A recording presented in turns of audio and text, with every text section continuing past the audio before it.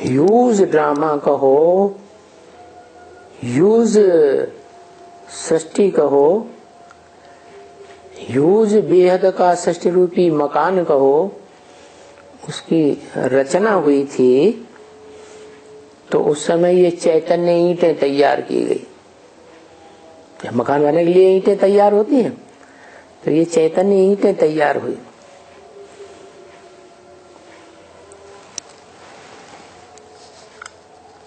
Foundation डालते हैं तो क्या करते हैं?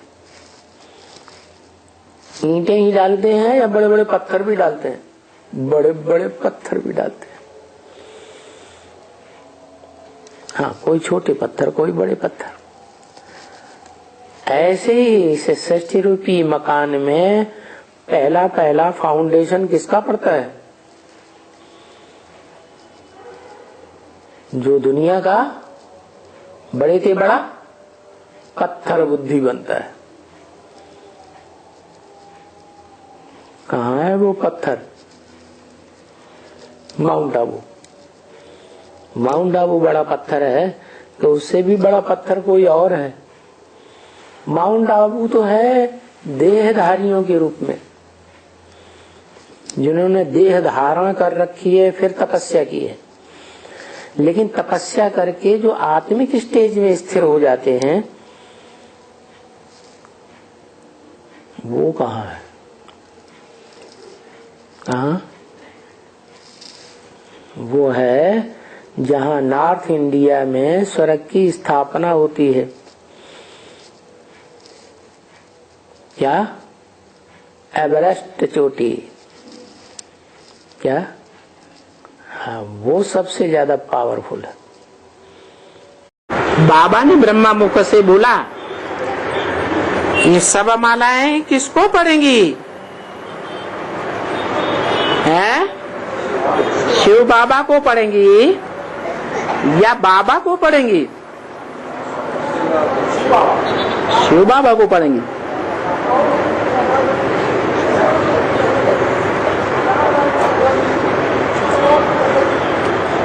मालाएं किसके गले का हार है?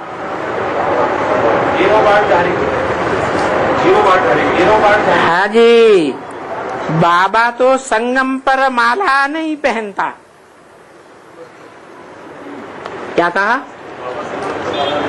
बाबा जो साकार निराकार का मेल है वो संगम है। निराकार साकार का संगम हुआ ना, तो संगम पर माला नहीं पहनता।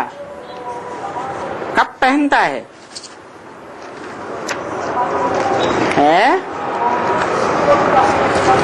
संगम पर माला पहनता है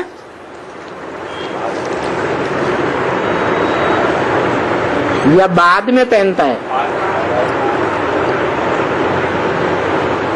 जब सत्य युग शुरू होता है आदि,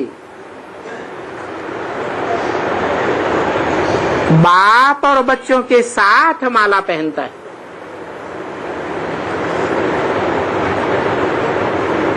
चौबीस 2:17 की वाणी का 3रा पेज।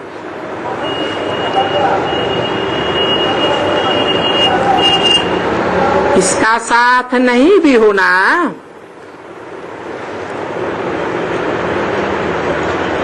इसका माला का साथ नहीं भी होना तो खोया हुआ अपनी माला का मणका लेके जाना।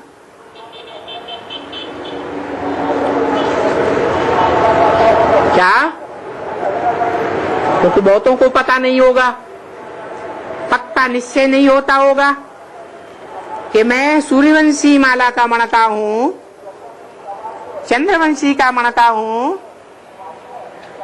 इस्लामियों के बीच जन्म जन्मांतर जाने वाला मणका हूँ, या कौन से धर्म के बीच रहने वाला मणका हूँ? पक्का पता है सबको? सबको तो पता नहीं होगा।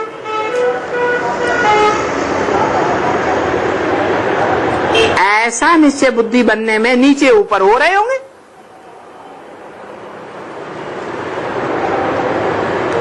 तो खोया हुआ अपनी माला का मणका अभी लेके जाना निश्चय बुद्धि बन करके। तो आज सभी के गले में चमकती हुई मालाएं देख करके कितने खुश हो रहे हैं। एक दो की मालाएं देख रहे हैं ना,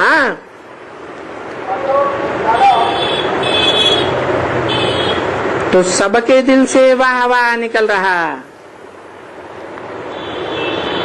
अच्छा, अभी तो देरी हो जाएगी,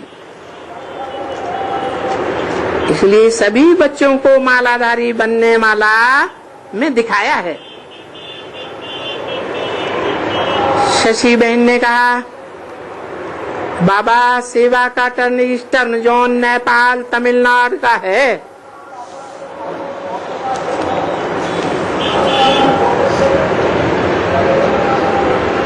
बाबा ने कहा आए।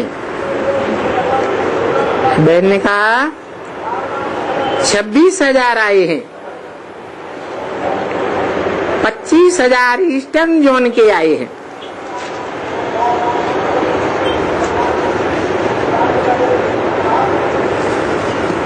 एक 1,000 विदेश के आए हैं।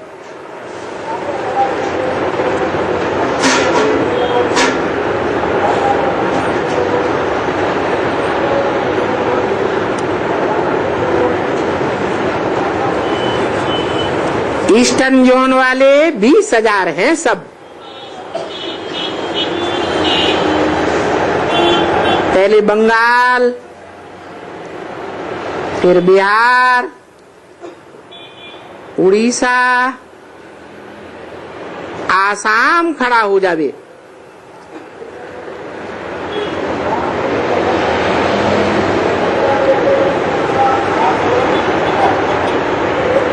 देखो कितने सुंदर हो गए हैं। सभी ने कुछ न कुछ पहना हुआ है।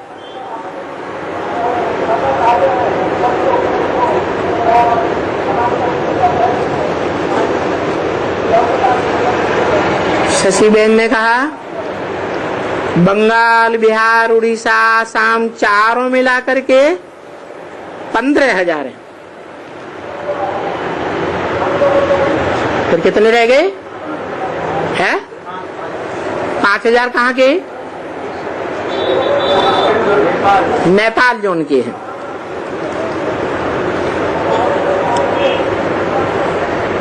मोस्टली संख्या महाशिवरात्रि के दिन कहां से आई है? अरे ईस्टर्न जोन से आई। महाशिवरात्रि पर जो चमकती हुई माला वाले होंगे, जिनकी रोशनी ज्ञान की बहुत चमक रही होगी, माला के मणकों की, वो कौन से जोन से प्रत्यक्ष होंगे? है ईस्टर्न जोन से प्रत्यक्ष होते हैं।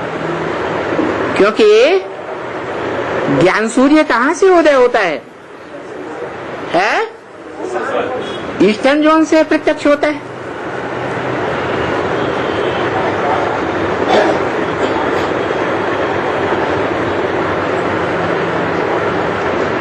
ईस्टर्न जोन में भी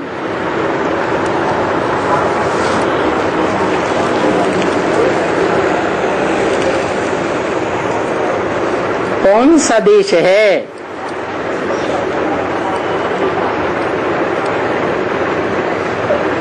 जहां आदि से लेकर के आज अंत तक भी राजा रानी का राज्य है? वो भी पहले नेपाल का हिस्सा था।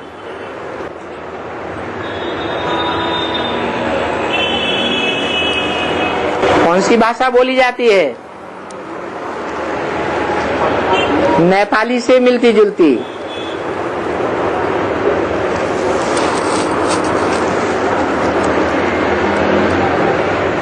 नेपालियों में भी एकदम ईस्टर्न पूर्वी इलाका,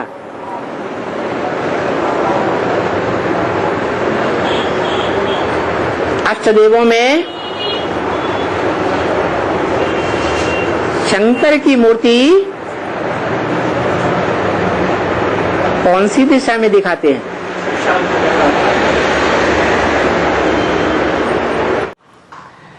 नई दुनिया में जाने के लिए नई दुनिया बनाने वाले की याद में रहना है। तो हम भी नई आत्मा बन जाएंगे।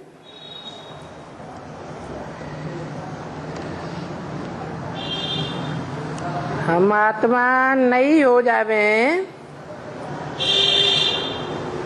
तो नया शरीर नई दुनिया में मिल जाएगा।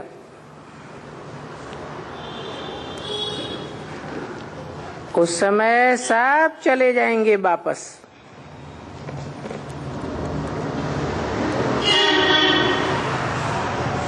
क्योंकि बाप आकर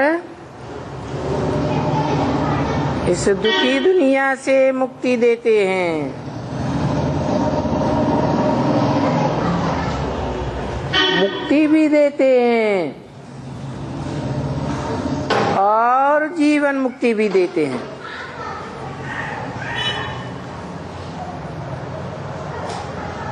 आत्मा पुरानी दुनिया के बंधन से मुक्त भी होती है और नई दुनिया में आकर के नया चोला लेकर के नए जीवन में रहते हुए जीवन मुक्ति भी लेती है। ये बिल्कुल इजी समझने की बातें हैं।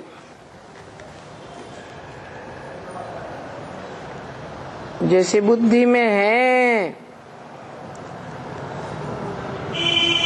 और उन बातों को मनुष्यों को जो सुनाते हैं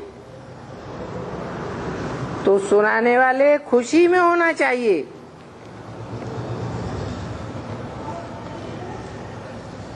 योग में रहना चाहिए, योग में होना चाहिए। योग माने याद में रहना चाहिए, लगाव में रहना चाहिए। जिसकी याद में रहेंगे तो वो जैसे खुशनुमा होगा तो हम भी खुशनुमा हो जाएंगे। योग में रहते रहते हम खुश नहीं रह सकते हैं तो कोई को हमारा ज्ञान बाण नहीं लगता है।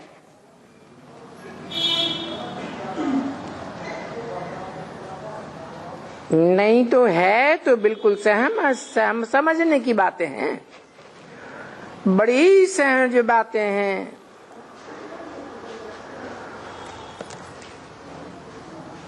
और इस तरह हर्षित मुख रह करके औरों को समझाएंगे तो और भी आएंगे, बहुत आएंगे बच्चे समझने के लिए।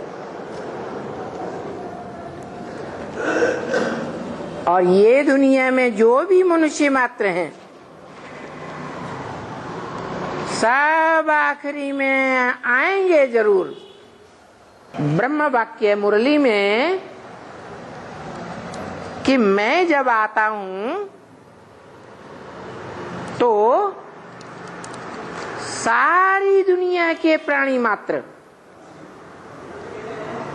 विकारों की दलदल में पूरे ही डूब जाते हैं। कब आता हूं? है जब सारे ही प्राणी मात्र विकारों की दलदल में पूरे ही डूब जाते हैं। तब मैं चोटी पकड़ करके उठाता हूं। अरे माने मनुष्य मात्र जो भी आत्माएं हैं चैतन्य या प्राणी मात्र चैतन्य है ना, तो सब विकारों की दलदल में डूब मरे। तो जिस चोटी को पकड़ करके उठाता हूं वो चोटी नहीं डूबती है? अरे ऊपर होगी तभी तो उठाएगा ना। तो चोटी को पकड़ करके उठाता हूं, इसका मतलब क्या हुआ? हाँ, ब्राह्मणों में चोटी समान ऊंचाई है। जैसे कहते हैं पहाड़ की चोटी, जैसे पहाड़ों में बड़ा पहाड़ हिमालय पहाड़, और हिमालय पहाड़ में भी कोई सबसे ऊंची चोटी है या नहीं है? उसका नाम क्या है? एवरेस्ट। क्या? एवरेस्ट। भारत के ऐसा ईस्ट का कोना जहां से पूर्वीय दिशा शुरू होती है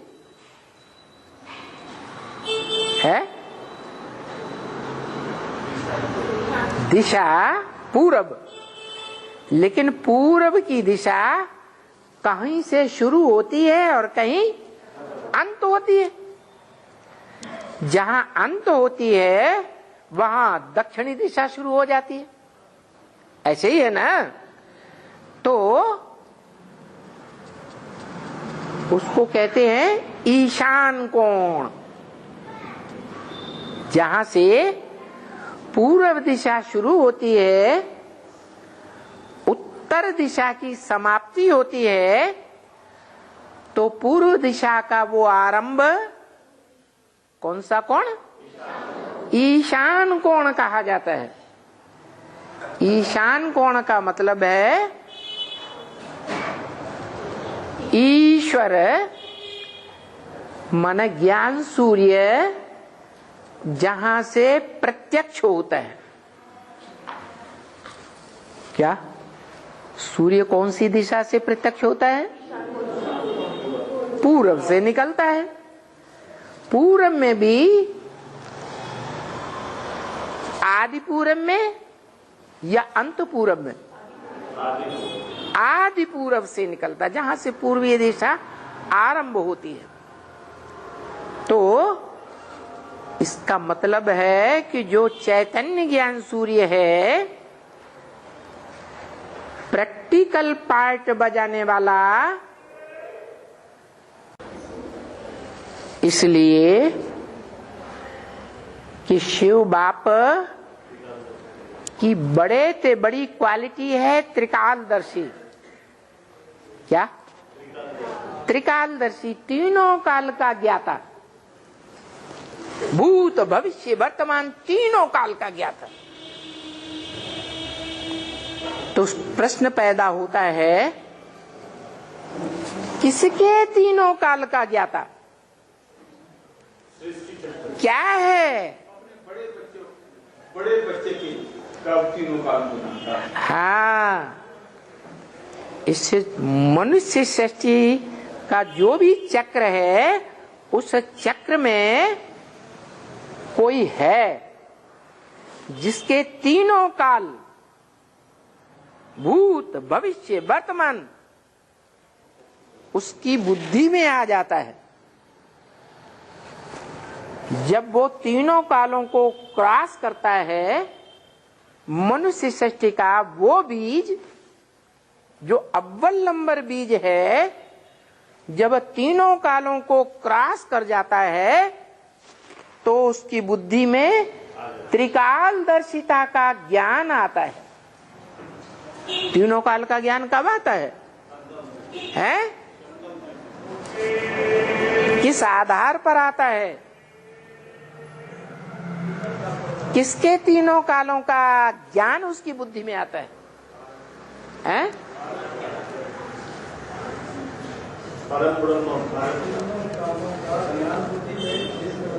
हाँ, कोई है ना जिसके तीनों काल का ज्ञान उसकी बुद्धि में आ जाता है। जब तक वो तीनों काल क्रॉस न करे, वो अव्वल नंबर का बीज मनुष्य सृष्टि का तीनों काल क्रॉस न करे, तब तक उसकी बुद्धि में त्रिकालदर्शिता का ज्ञान नहीं कहा जाएगा।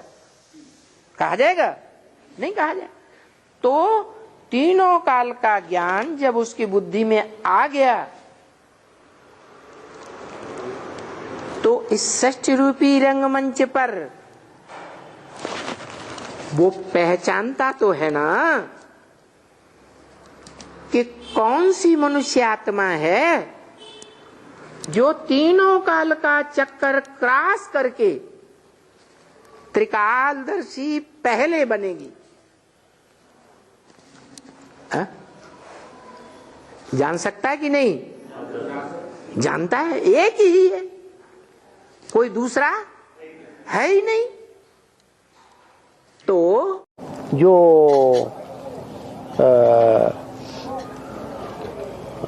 पूर्वी सभ्यता है, वो पूरी सभ्यता भगवान के द्वारा स्थापन की गई है। ईशान कोण से निकलता है भगवान। ईशान कोण माने पूरब और उत्तर, इसका कोना, वो ईश्वर का स्थान है। उधर से ये निकलती है वो आत्मा। बाबा बोले मुरली में बरसात छुट्टी लेके जा रही है? बरसात छुट्टी लेके जा रही है, बरसात छुट्टी लेके जा रही है। बाबा को मुरली में सुने। तो इनके बाद जो 18 के बाद जब बरसात कब से छुट्टी होगी, इस तरह से मुरली उरली नहीं होगा। अभी ज्यादा बोल की बरसात हो रही है कि आगे चल करके जो ज्ञान फैलेगा वो बोल बोल का ज्ञान सुने फैलेगा। बोल बोल का फैलेगा। आगे चल करके जब भगवान बाप शिव बच्चे के रूप में प्रत्यक्ष रूप से प्रत्यक्षता रूपी जन्म लेंगे, तो ज्यादा बोल बोल करेंगे या दो शब्द सुन के ही विश्वास पक्का हमेशा के लिए बैठ जाएगा? दो शब्द सुनने की पक्का हो जाएगा। दो शब्द सुनने की। तो यही होना है। ये तो तुम जानते हो है कि अच्छे कर्म करते हो है? सबसे ज्यादा अच्छे कर्म तो कौन करते हैं? है?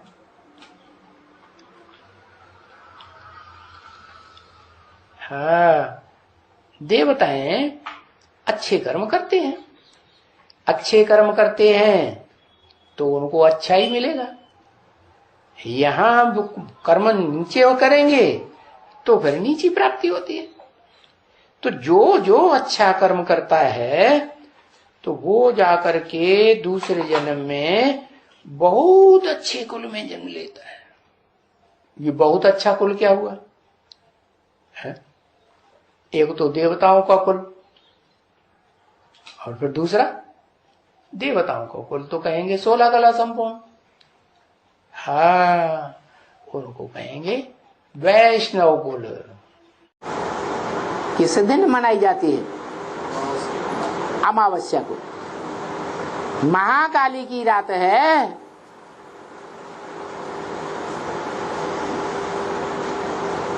और फिर पूजन किसका होता है? हैं? नहीं, महालक्ष्मी का पूजन होता है। वो बड़े ते बड़ी रात्रि है जिसका नाम है महाशिवरात्रि। बड़े ते बड़े अज्ञान अंधकार की रात्रि, जिसमें सारी दुनिया विकारों के अज्ञान अंधकार में डूब जाती है, विकारों के दलदल में।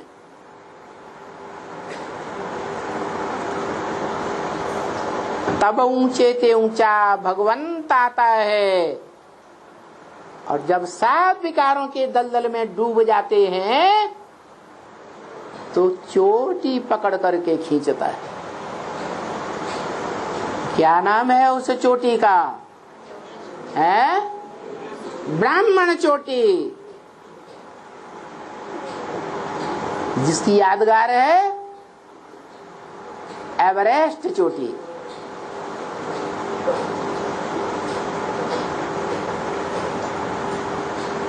जो अष्टदेवों के चित्र में भी दिखाते हैं। कौन सा कोण दिखाया है? ईशान कोण। और भारतवर्ष के नक्शे में भी एवरेस्ट चोटी कौन से कोण में दिखाई जाती है? ईशान कोण में। वो ईशान कोण ईश्वर का कोण है। ईश माने शासन करता, वर माने श्रेष्ठ ते श्रेष्ठ। जिसने दुनिया में श्रेष्ठ ते श्रेष्ठ शासन किया है।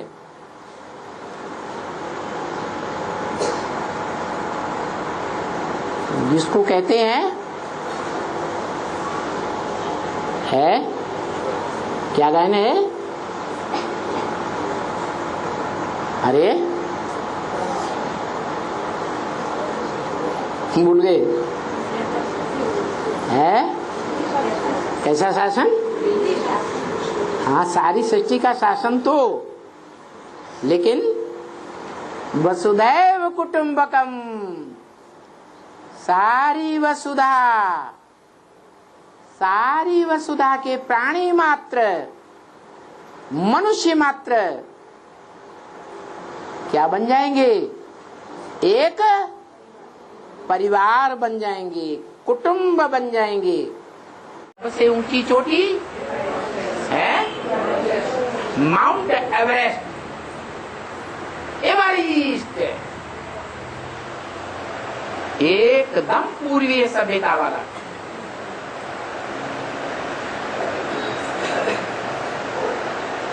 पूर्व से कौन प्रत्यक्ष होता है? सूर्य प्रत्यक्ष होता है। तो वो ज्ञान सूर्य जिस दिशा से प्रत्यक्ष होता है, उस दिशा का नाम क्या है? ईशान कोण। ईश माने शासन करता। सारी दुनिया का शासन करता। विश्वनाथ।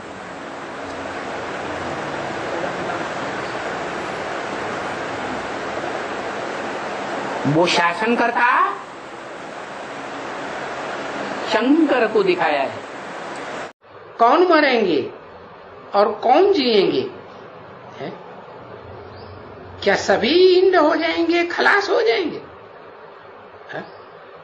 अरे भले सभी खंड खलास हो जाएंगे, लेकिन अविनाशी खंड भारत खंड गाया हुआ है।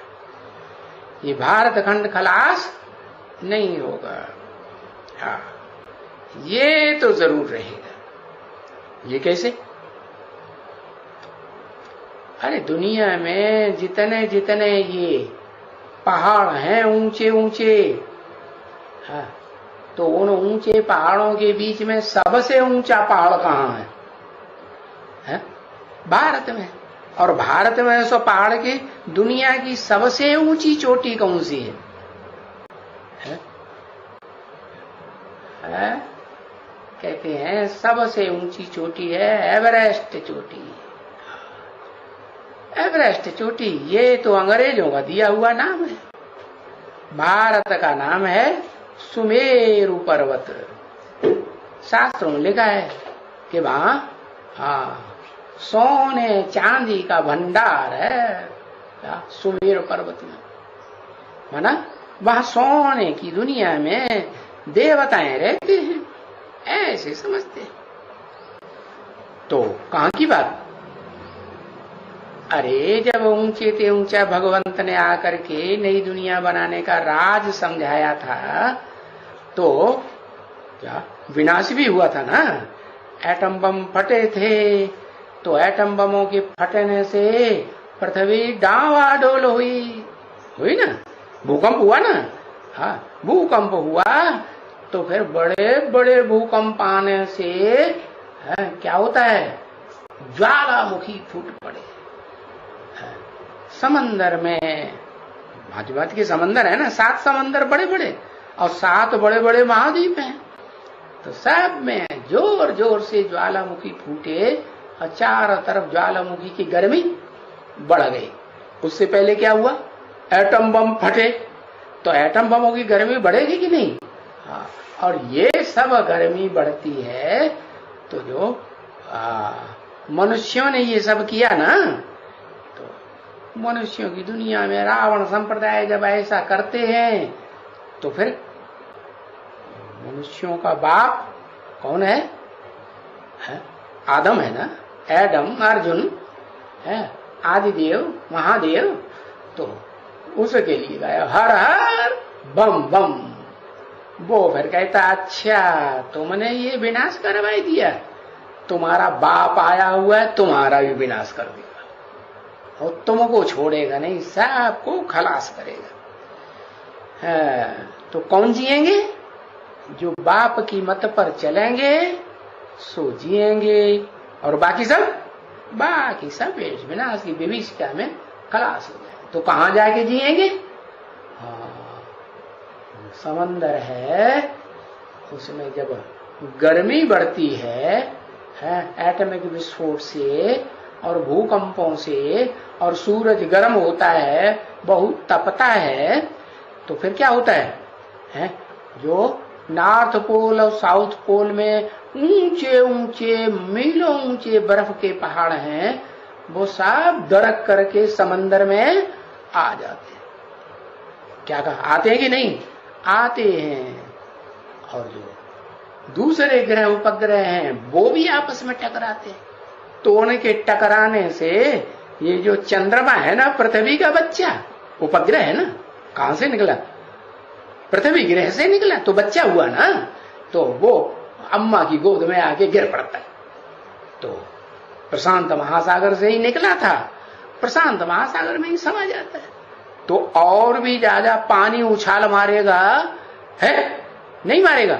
हाँ, तो इतनी बाढ़ आ जाती है दुनिया में कि दुनिया के जितने भी बड़े बड़े महाद्वीप हैं, क्या हाँ, जो विधर्मी है ना, उनके अपने अपने धर्मखंड है ना, जैसे क्रिश्चियंस का धर्मखंड यूरोप, अमेरिका, ऑस्ट्रेलिया, ऐसे ही है बौद्धियों का धर्मखंड है ये क्या, तिब्बत, चीन, जापान वगैरह वगैरह, ये सब।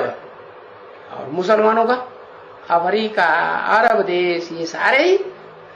और यहाँ इनके महाद्वीपों के अंदर जो भी पहाड़ हैं वो सब डूब जाते हैं जलमयी में, समझा?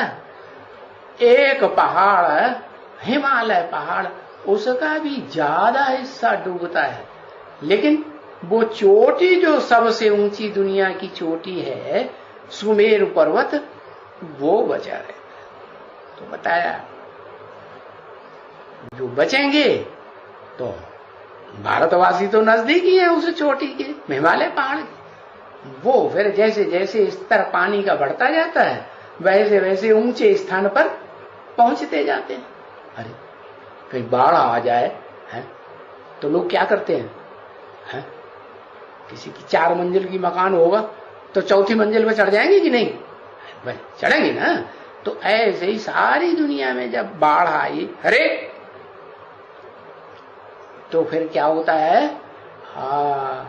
सब जो बचे बचाए हैं, जिनके लिए कुरान में भी लिखा है कि जब कयामत होगी तो फिर खुदा के बंदे, खुदा की मत पर चलने वाले बड़े मौज में रहेंगे, बड़े आराम से धीरे धीरे हिमालय के पहाड़ पर ऊंचे ऊंचे चढ़ते चले जाएंगे, चढ़ते कहाँ इकट्ठे हो जाएंगे, वो ही मेरु पर्वत, सुमेरु, क्या शिखर, वहां जाकर के इकट्ठे हो जाएंगे, वो जिएंगे। हाँ, तो कोई पूछते हैं क्या ये सभी खंड खत्म हो जाएंगे, है? बाकी ये भारत खंड ही रहेगा? तो समझ में आया सभी खंड क्यों खत्म हो जाएंगे, भारत खंड ही क्यों बचेगा? क्योंकि भारत खंड में ही वो ऐसा एक पहाड़ है जो दुनिया का सबसे ऊंचा पहाड़ और उसमें सबसे ऊंची चोटी, तो वो चोटी डूबती नहीं है। हाँ। तो ये न बातों का थोड़े ही किसी को पता है कि वो स्थूल चोटी भी नहीं डूबती और जो चोटी का ब्राह्मण है वो भी, वो उन सारी मछलियों को कौन खा जाता? मगरमच्छ। उस मगरमच्छ को कोई कंट्रोल नहीं कर पाता। क्या? अगर कोई कंट्रोल करता है तो कंट्रोल करने वाला वो ही एक महादेव कहा जाता है, जो स्वयं कंट्रोल नहीं करता है। उसके सर पर क्या दिखाई जाती है? गंगा दिखाई जाती है। सर पे क्यों से चढ़ा रखा है? जो प्यारा बच्चा होता है तो क्या करते हैं, बाप जो है उसको मारे प्यार के सर पे चढ़ा के ऐसे ऐसे खिलाते हैं। तो यही बात है, जो भगवान बाप है वो किन बच्चों को ज्यादा प्यार करता है? सबसिबल बच्चों को। तो गंगा ने जितना सेवा की है नॉर्थ इंडिया में, इतनी सेवा किसी ने नहीं की, क्योंकि नॉर्थ इंडिया है भारत का है स्वदेश, और दक्षिण भारत बताया है, दक्षिण भारत है भारत का विदेश। जब जलमयी हुई थी तो नॉर्थ इंडिया का ही हिस्सा बचता है, और दक्षिण जो है वो सारे दक्षिण के देश समंदर के में अंदर डूब जाते हैं। इसलिए बताया, जैसे दुनिया में जितने भी धर्मखंड हैं वो सारे ही धर्मखंड जब जलमयी होती है तो सब धर्मखंड सागर के अंदर डूब जाते, सारी दुनिया में जलमयी हो गई, एक भारत खंड रहता है। ऐसे ही भारत खंड में भी भारत के दो हिस्से हैं, एक नॉर्थ इंडिया, एक साउथ इंडिया। जो नॉर्थ इंडिया है उसी का कोई हिस्सा है जो डूबता नहीं है। क्या? कौन सा हिस्सा है? अखंड भारत का एक ही चोटी है, संसार में प्रसिद्ध है। कौन सी चोटी है? एवरेस्ट, पूर्वी सभ्यता की प्रतीक। ईस्ट माने पूरब, एवरेस्ट पूर्वी सभ्यता की प्रतीक। एवरेस्ट चोटी दुनिया के पहाड़ों में इतनी ऊंची चोटी है कि सारी दुनिया जलमयी हो जाती है, लेकिन वो चोटी जलमयी नहीं होती।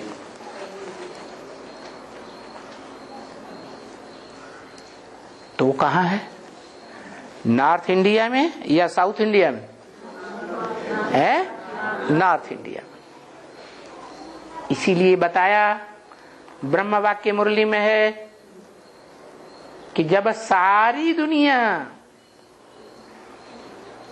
विकारों की दलदल में अच्छी तरह डूब जाती है। क्या? सिर्फ चोटी बचती है। तो बताओ कौन सी चोटी होगी? है वही ब्राह्मण चोटी। क्या? ब्राह्मणों में जो चोटी का पार्ट बजाने वाला ब्राह्मण, सबसे ऊंची स्टेज, वो चोटी का ब्राह्मण बचता है जब ज्ञान की जलमयी होती है सारे संसार में। क्या? ज्ञान की जलमयी में सारा संसार डूब मरता है। अरे अज्ञान में डूबना चाहिए या ज्ञान में डूबना चाहिए? अज्ञान में डूबना चाहिए। ये ज्ञान में क्यों डूब मरता है? इसलिए कि जब बाढ़ आती है दुनिया में कहीं भी जल की, तो उसमें क्या मिक्स हो जाता है? मिट्टी। वो है हद की मिट्टी, और ब्राह्मणों की दुनिया में है ये शरीर क्या है? मिट्टी। देवभान ही मिट्टी है। ये देवभान की मिट्टी जो है वो सारी दुनिया में जलमयी में मिक्स हो जाती है। और जब ऐसी बाढ़ आती है दुनिया में जिसमें भयंकर मिट्टी मिली हुई है, तो सब प्राणी अंधे हो जाएंगे या सोझरे रहेंगे? सब अंधे हो जाते हैं। अंधों को कुछ दिखाई नहीं पड़ता, कुछ मालूम ही नहीं पड़ता कहां जाएं, क्या करें, कैसे करें। सब खलास हो जाते हैं। ऐसे दिखाते हैं ना शास्त्रों में। जलमयी हो गई। कौन सी जलमयी है? अज्ञानता की जलमयी कहें, उसे ज्ञान की जलमयी नहीं कहें। ज्ञान वो जिसमें मिट्टी का, देवभान का एक अंश मात्र भी न हो, वो है ज्ञान। जैसे दूध का भरा हुआ घड़ा है, प्योर दूध, और उसमें सर्प का आधा बूंद डाल दो। क्या? अच्छा, आधा नहीं, चौथाई बूंद ही डाल दो, तो क्या हो जाएगा? सारा गंदा हो जाएगा। ऐसे ही ये ईश्वर का दिया हुआ जो ज्ञान जल है, उस ज्ञान जल में अगर देवभान का एक टीपा भी मिक्स कर दिया है, तो क्या हो जाएगा? अज्ञान हो जाएगा कि ज्ञान रहेगा? अज्ञान हो जाता है। देखा होगा ज्ञान जल का दान करने वाले ज्ञान जल का दान करते हैं, तो जिसको दान करते हैं उसके सामने ज्ञान दान करते समय कुछ न कुछ देवभान में आते हैं या नहीं आते हैं? बोलो। कुछ न कुछ देवभान जरूर आ जाता है। क्यों आ जाता है? इसलिए आ जाता है कि ये ज्ञान सुनाते सुनाते रमक में ऐसे आते हैं कि भूल जाते हैं ये ज्ञान हमारा नहीं है, ये ज्ञान उसका दिया हुआ है। तो देह अहंकार में आकर के थोड़ा भी देह अहंकार अगर ज्ञान में मिक्स कर दिया तो क्या हो गया? वो है विष हो जाता है। वो विष बढ़ता जाएगा, सारे घड़े में फैल जाएगा। तो सभी ब्राह्मण अपने जीवन में देखें कि क्या हम ज्ञान सुनाते हैं तो आंखें कभी तुर्स होती हैं या नहीं होती हैं? अगर जिज्ञासु कुछ अपोजिशन करता है तो, प्रश्न के ऊपर प्रश्न करता है तो आंखों में तुरसपन आता है, देहभान आता है या नहीं आता है? है? आता है। तो बस समझ लो, देहभान का ज्ञान मिक्स किया या नहीं किया है? देहभान का ज्ञान मिक्स हो गया। वो मिक्सरिटी जो है वो ईश्वर का ज्ञान नहीं रहा। अरे उसकी दी हुई चीज और उसे हमने अपना बना लिया। मैं हूं ज्ञान देने वाला, मैं जो सुनाता हूं चुपचाप सुनो, कुछ बोलने की दरकार नहीं। वो पहला ब्राह्मण है, चोटी का ब्राह्मण। उससे पहले कोई भी ब्राह्मण नहीं। जो चोटी का ब्राह्मण है उसकी यादगार है दुनिया में सबसे ऊंची चोटी। बताओ, दुनिया की सबसे ऊंची चोटी कौन सी है? एवरेस्ट चोटी। वो सब ब्राह्मण चोटी की यादगार है। सारी दुनिया क्या होगा? जलमयी में डूब मरेगी। क्या? एटॉमिक एनर्जी फटेगी, दुनिया में आग ही आग हो जाएगी। पृथ्वी डोल जाएगी, बड़े बड़े भूकंप लाएगी। भूकंपों में से पृथ्वी के अंदर जो आग भरी पड़ी है वो बाहर फूट पड़ेगी। एटम बमों की आग, भूकंपों की आग, और सूर्य जोर से तपेगा। अभी भी सूर्य की गर्मी बढ़ रही है या घट रही है? बढ़ती चली जाएगी। तो इतनी भयंकर गर्मी हो जाएगी सारी सृष्टि पर। उसमें नॉर्थ पोल और साउथ पोल में, पृथ्वी के ठेठ उत्तर में ऊंचे ऊंचे पहाड़ हैं बर्फ के, मीलों ऊंचे। वो गर्मी में दरक जाएंगे। नहीं समझ में आया? फट पड़ेंगे।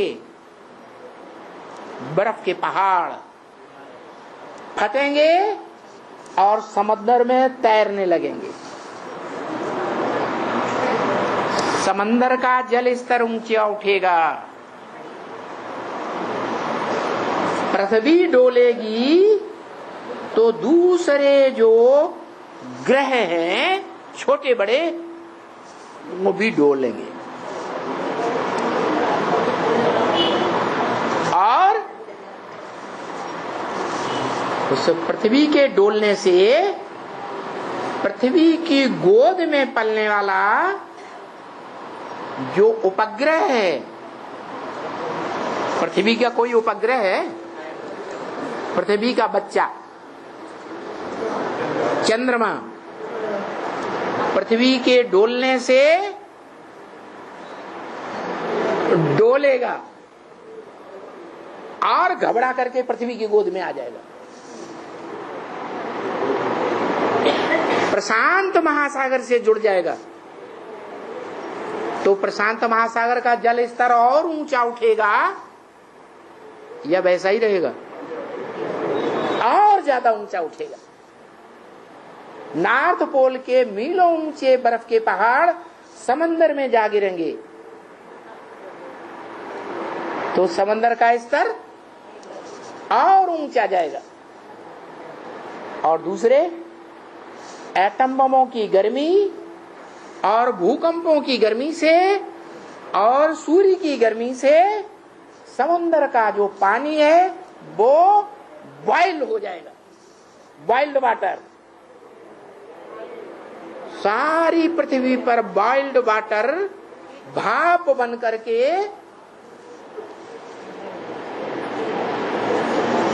लगातार उड़ता रहेगा। मूसलाधार बरसात होगी। क्या? मूसलाधार बरसात में जल का स्तर और बढ़ेगा या कम होगा? और बढ़ेगा। उस जलमयी में दुनिया के जो भी रहे बचे प्राणी हैं, एटॉमिक विस्फोट के बाद वो भी जलमयी में बह जाएंगे, खलास हो जाएंगे। सारी दुनिया के महाद्वीप जो पहले 2500 साल पहले थे ही नहीं, विनाशी धर्मखंड हैं, इसलिए वो फिर जल में समाधि ले जाएंगे। विनाशी धर्मखंड खलास हो जाएंगे, समंदर में समा जाएंगे। उन महाद्वीपों में जो भी पहाड़ हैं, ऊंचे ऊंचे पहाड़ हैं ना, वो सब जलमयी हो जाएगी। एक भारत में पहाड़ है, सबसे ऊंचा पहाड़ दुनिया में, कौन सा? हिमालय पहाड़। और उसकी सबसे ऊंची चोटी है दुनिया में, सबसे ऊंची चोटी कौन सी? एवरेस्ट चोटी। सारी दुनिया जलमयी होगी, एवरेस्ट की चोटी बचेगी। वो जड़ चोटी है और चैतन्य चोटी है, मनुष्य सृष्टि का बाप। वो एक बचेगा। तो देखो जो बताया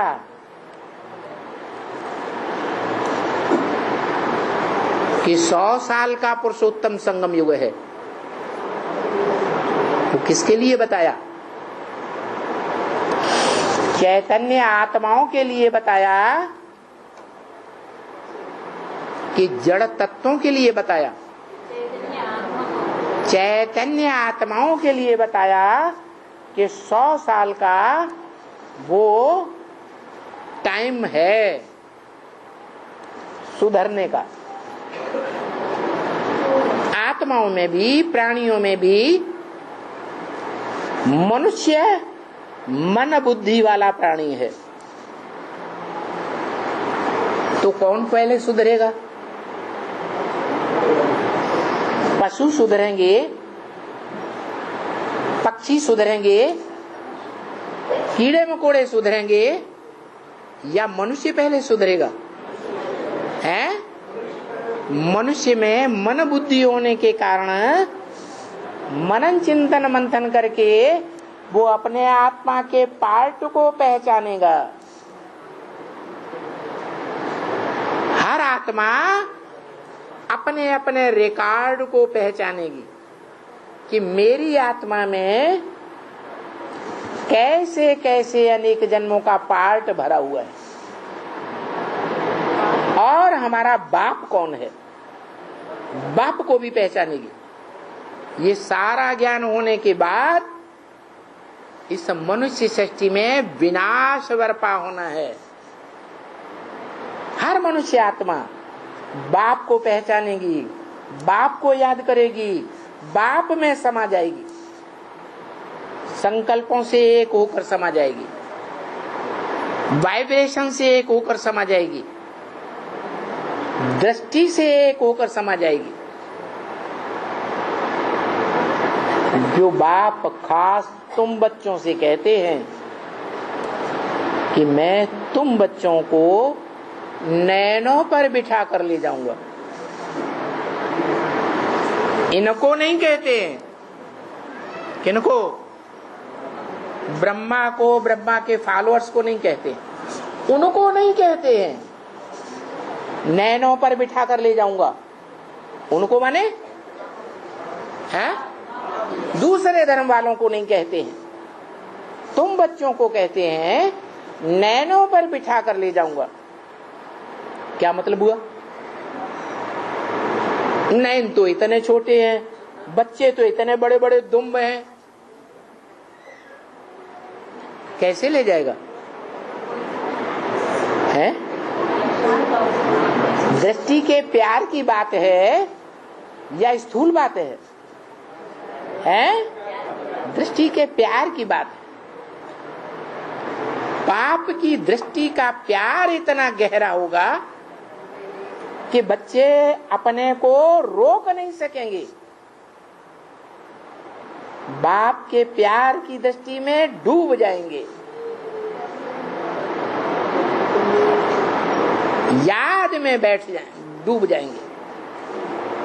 लेकिन दुनिया वाले ये और इनके फॉलोअर्स, इनके लिए कहा नहीं कहा क्या? नैनों पर बिठा कर ले जाऊंगा। मना ये और वो, उनको किसका सामना करना पड़ेगा? है? अरे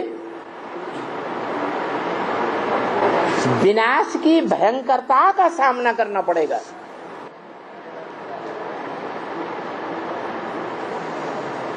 जो मुसलमानों की धर्म पुस्तक कुरान में भी लिखा है, क्या जब कयामत होगी तो खुदा के बंदे बड़े मौज में रहेंगे।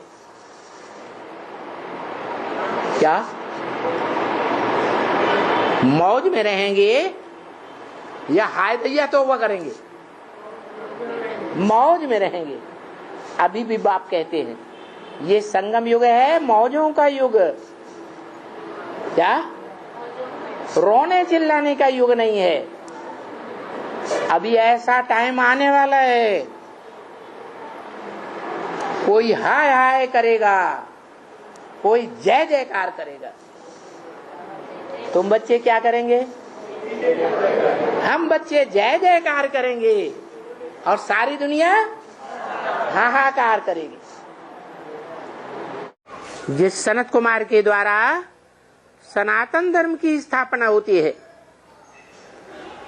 जो सत्य सनातन धर्म कहा जाता है, सदा सत्य, लोप भी होता है तो प्रायः लोप कहा जाता है, पूरा लोप नहीं होता। और धर्म पूरा लोप हो जाते हैं और धर्मखंड भी पूरे लोप हो जाते। चाहे बौद्ध धर्मखंड चीन जापान हो, चाहे क्रिश्चियन धर्मखंड यूरोप और अमेरिका हो, चाहे मुस्लिम धर्मखंड अरब अफ्रीका हो, सारे ही समुद्र के अंतराल में समा जाते। एक भारत खंड ही है जो षष्ठी रूपी रंगमंच पर सदा काल स्थायी है, सार रूप में जरूर रहता है।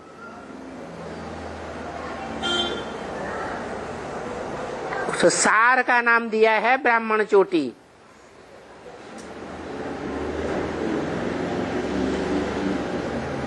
दुनिया में उसकी यादगार एवरेस्ट की चोटी दिखाई है, नाम ही दिया हुआ है एवरेस्ट।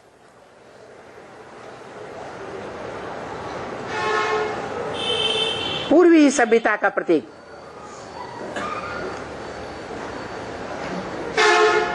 भारत के उत्तर पूर्व के कोने में आज भी वो चोटी विराजमान है। सारी दुनिया में जलमयी हो जाएगी, सारी दुनिया डूब जाएगी, लेकिन वो चोटी नहीं डूबेगी। कि राम की ही आत्मा जो संगम युग में उत्तम से उत्तम पार्ट बजाती है। क्या उत्तम पार्ट बजाती है? उत्तम से उत्तम पार्ट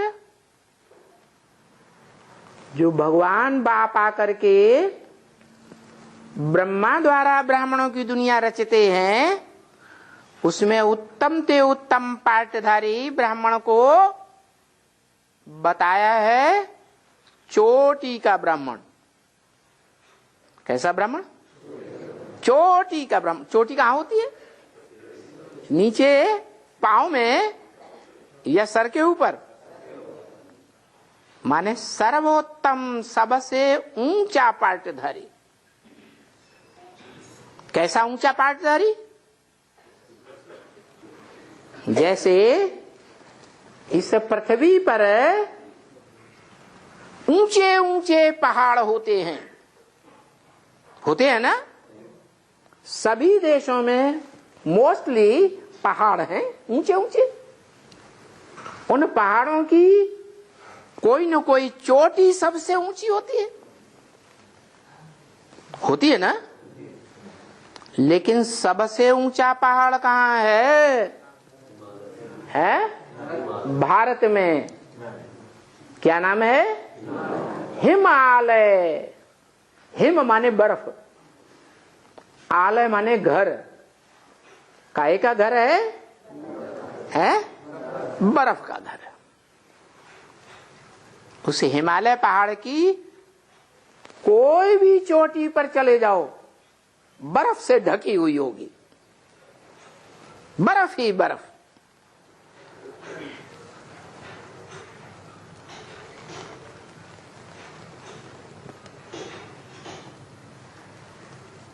तो वो तो स्थूल पहाड़ है।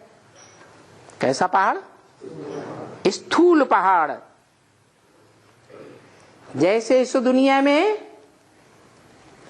स्थूल में सूरज चांद सितारे हैं, है ना? वो जड़ हैं, स्थूल हैं।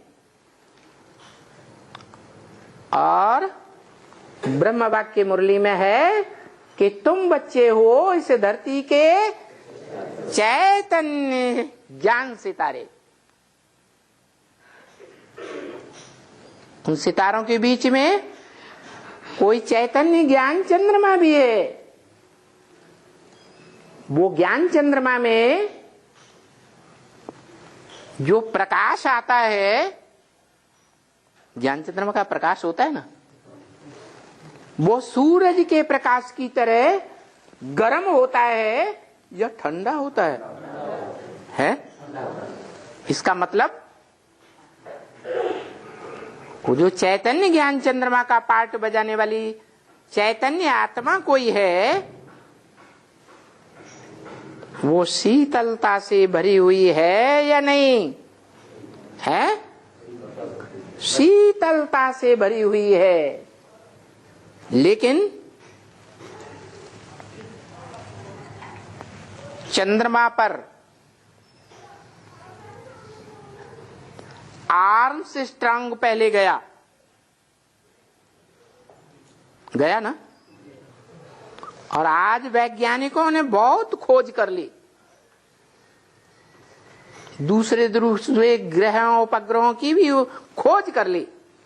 उसमें चंद्रमा के लिए बताया कि वहां वो जल है ही नहीं। तो जो चैतन्य ज्ञान चंद्रमा है उसमें ज्ञान जल होगा? है? हो ही नहीं सकता। स्थूल में नहीं है चंद्रमा में जल, तो जो चैतन्य ज्ञान चंद्रमा है उसमें भी ज्ञान जल का नाम निशान नहीं है।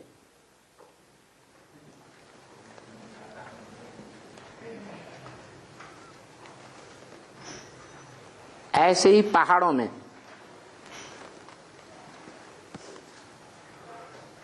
ये जो हिमालय पहाड़ है, वो सर्दी हो, गर्मी हो, बरसात हो, कोई भी मौसम हो, उस हिमालय पहाड़ की चोटियां बर्फ से ढकी रहती हैं। बर्फ है, ठंडा करने वाली बर्फ है। लेकिन जल जल नहीं।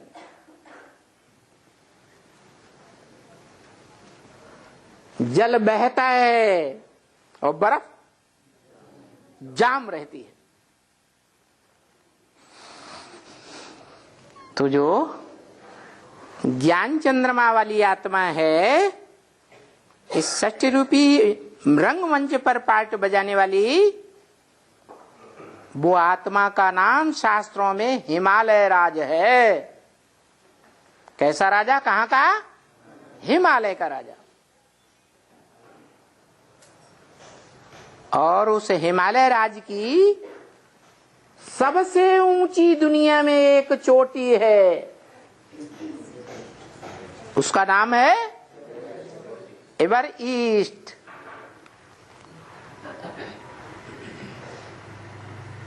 ईस्ट माने पूर्व। पूर्वीय सभ्यता की सबसे ज्यादा ऊंचाइयों को प्राप्त करने वाली चोटी। ऐसी चोटी जब महाविनाश में, महामृत्यु के टाइम पर सारी दुनिया में जलमयी हो जाती है। सारे ही देश विदेश, धर्मखंड, चीन हो, जापान हो, यूरोप हो, अफ्रीका हो, ऑस्ट्रेलिया हो, अमेरिका हो, सब जल में डूब जाते हैं। इतनी भयंकर जलमयी। उस जलमयी में भी वो चोटी नहीं डूबती है। क्या? वो चोटी नहीं डूबती है जिसकी यादगार ब्राह्मण चोटी है। जो ब्रह्म वाक्य है कि जब मैं आता हूं तो जो ब्राह्मणों की दुनिया रची है, उस ब्राह्मणों की दुनिया में सारी ब्राह्मणों की दुनिया, चाहे बेसिक ब्राह्मण वाले छोटे छोटे बच्चे हों, बच्चा बुद्धि, और चाहे एडवांस ज्ञान लेने वाले, ऊंची पढ़ाई पढ़ने वाले बच्चे हों, वो सारे ही ब्राह्मण बच्चे उस जलमयी में, ज्ञान जल की जलमयी में डूब जाते हैं। इतनी भयंकर बाढ़ आती है दुनिया में।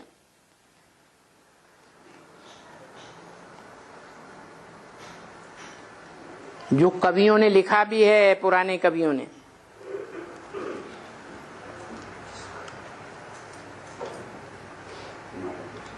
उधो आई ज्ञान की आंधी,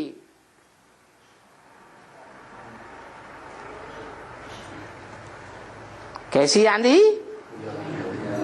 चौदिस काल फिरे, पूरा पश्चिम उत्तर दक्षिण 34 काल फिरे।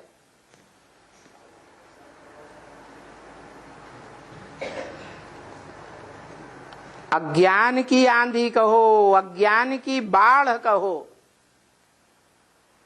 जब स्थूल जल की बाढ़ आती है तो उसमें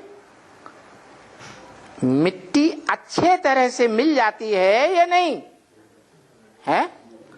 तो ब्राह्मणों की दुनिया में जब ज्ञान जल की बाढ़ आती है तो क्या होता है? उस बाढ़ में, उस जल में क्या मिल जाता है? देवान की मिट्टी मिल जाती है, और उसमें जो प्राणी डूबते हैं, उछलते हैं, उन्हें कुछ भी दिखाई नहीं पड़ता।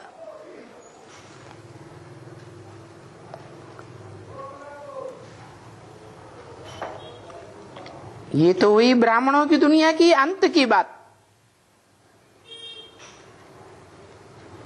ब्राह्मणों की दुनिया का जब आदि होता है तो उस समय जब पाप आते हैं, सुप्रीम सोल बाप, तो उस दुनिया की ये हालत होती है कि सारी दुनिया विकारों की दलदल में धंस जाती है, डूब जाती है। ब्राह्मणों की दुनिया आदि में भी और अंत में भी विकारों की दलदल में डूब जाती है। तब मैं ब्राह्मणों की चोटी पकड़ करके उठाता हूं। क्या? किसको पकड़ कर उठाता हूं? है? सब तो डूब गए, बचा कौन है? चोटी बची, जिसे एवरेस्ट चोटी, एवरेस्ट, एकदम पूर्वी सभ्यता का प्रतीक कहा जाता है। वो चैतन्य ज्ञान ज्ञानियों की चोटी है।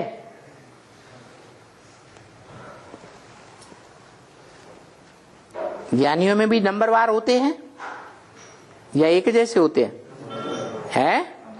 तो जो अव्वल नंबर चोटी है ब्राह्मण चोटी, जिसके लिए ब्रह्म वाक्य है, जो अव्वल नंबर ब्राह्मण सो अव्वल नंबर देवता महादेव, देवताओं में बड़ा महादेव, वही त्रेता में क्षत्रिय अव्वल नंबर,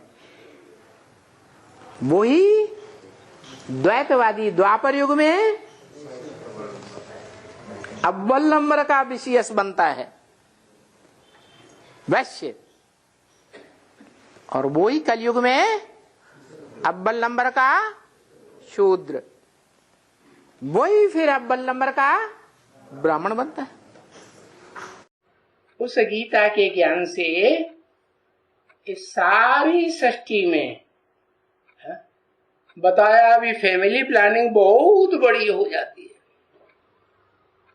इससे बड़ी फैमिली प्लानिंग न दुनिया में कभी हुई और न कभी होगी। क्या फैमिली प्लानिंग हो जाती है? कितने बचते हैं?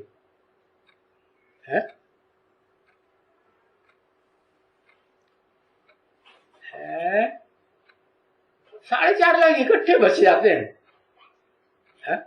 साहब इकट्ठे कूद पड़ते हैं, 8 बचते हैं इकट्ठे, 8 इकट्ठे आ जाते हैं, 2 आते हैं इकट्ठे। अच्छा, बाप कहते हैं एक ज्ञान सागर ही है। जब फैमिली प्लानिंग पूरी होती है तो वो सागर में जलमयी हो जाती है, सारी दुनिया उसमें डूब जाती है। कोई बचता है कि नहीं बचता है? कौन बचता है? अरे कोई नहीं बचेगा, सब डूब जाएंगे। नहीं, कौन बचता है? दिखाते हैं जैसे दुनिया में पहाड़ों की चोटियां होती है ना, तो दुनिया का सबसे बड़ा पहाड़, ऊंचा पहाड़, हिमालय पहाड़ गाया जाता है। उसकी सबसे बड़ी चोटी है एवरेस्ट चोटी। क्या नाम दिया? एवर ईस्ट, माना सबसे जास्ती पूर्वीय सभ्यता का पार्ट बजाने वाली। ये पूर्वी सभ्यता और पश्चिमी सभ्यता क्या होती है? पूर्वी सभ्यता में भारत देश आता है। और क्यों भारत देश आता है? क्योंकि भारत देश में त्याग और तपस्या भगवान बाप आकर सिखाते। क्या त्याग? सब कुछ त्याग करना है। तन मन धन समय संपर्क संबंध सब कुछ विश्व कल्याण के लिए त्याग करना है। तो जो त्याग करते हैं उनका फिर उतना बड़ा भाग्य भी बनते हैं। तो बताते हैं, शास्त्रों में भी ऐसे लिखा हुआ है कि वो एवरेस्ट चोटी जिसे सुमेरु या मेरु पर्वत कहा जाता है, वो उसके अंदर सोने का रत्नों का बड़ा भारी भंडार भरा पड़ा है।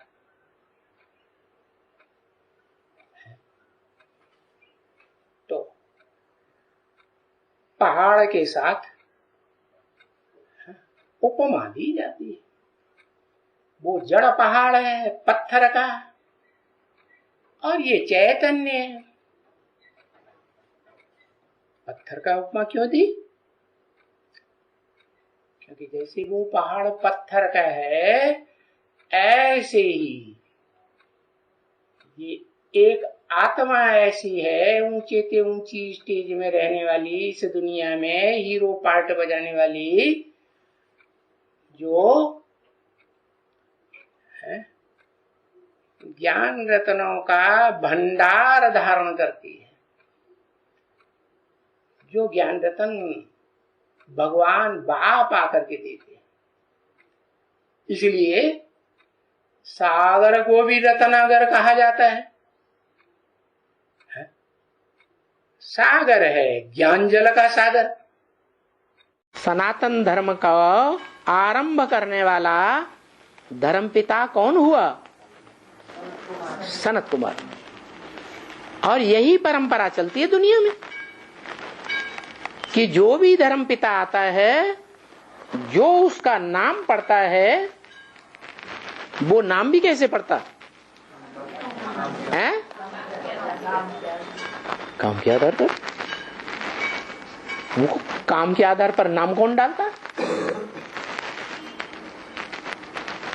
अरे काम के आधार पर कोई नाम डालता होगा ना, कि जो काम करने वाली आत्मा है वो खुद अपना नाम डाल देती है। हमारी भारतीय परंपरा में भी मोस्टली छठी होती है, तो छठी के दिन पंडित जी को बुलाया जाता है, नामकरण कराते हैं, है ना। तो नाम बच्चा की आत्मा खुद तो नहीं डाल लेती है, खुद नहीं डालती। कौन डालता है?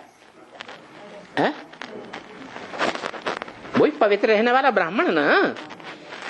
तो ये परंपरा यहां से शुरू होती है, षष्ठी के आदि से। क्या परंपरा शुरू होती है? जो पवित्र रहने वाला ब्राह्मण है, ब्राह्मण चोटी कहा जाता है। कैसा ब्राह्मण? चोटी का ब्राह्मण। जैसे दुनिया में सबसे ऊंचा पहाड़ है हिमालय पहाड़, और उसकी सबसे ऊंची चोटी एवरेस्ट चोटी। तो मिसाल दी गई है एवरेस्ट चोटी की। जो ऊंचे से ऊंचे ब्राह्मण का पार्ट बजाने वाली आत्मा है, उसकी यादगार है। वो यादगार कब बनती है? वो यादगार संगम में तब बनती है जब सारी दुनिया में जलमयी हो जाती है। क्या